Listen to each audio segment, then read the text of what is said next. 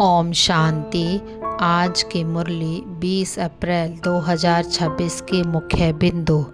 बाबा ने कहा, तुम बच्चों को सबको समझाना है कि प्रत्येक का सद्गति दाता एक शिव बाबा ही है।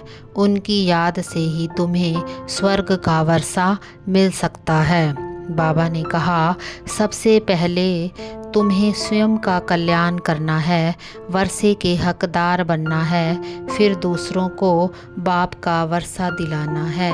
बाबा ने कहा, हर समय तुम्हारी बुद्धि में सर्विस के ही ख्याल आने चाहिए। जिस्मानी सेवा तो बहुत की है, अब इस अंतिम जन्म में रूहानी सेवा करनी है। बाबा ने कहा, तुम बच्चों को हमेशा हर्षित रहना चाहिए कि शिव बाबा ज्ञान के द्वारा तुम्हें कितना ऊंचा बनाते हैं, इसमें ही तुम्हारा कल्याण है। बाबा ने कहा, भारत की प्रलय कभी नहीं होती।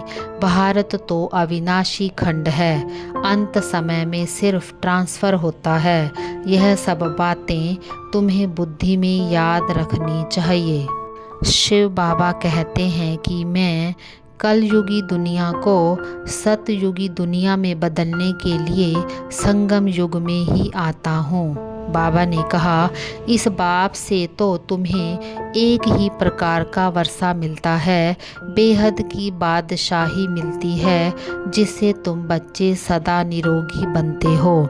बाबा ने कहा, सबसे बुद्धि की प्रीत तोड़ एक बाप से ही जोड़नी है और सबकी प्रीत एक बाप से जुड़ाने की सेवा करनी है। बाबा ने कहा, तुम बच्चों को अपने व्यवहार से सर्व आत्माओं को सुख का दान देना है और पुण्य का खाता जमा करना है। बाबा ने कहा, तुम बच्चों को अपना नेचर इतना इजी बनाना है कि जैसा समय, जैसा व्यक्ति, जैसा सरकमस्टांस हो, उसको परखते हुए अपने को इजी कर लें। ओम शांति।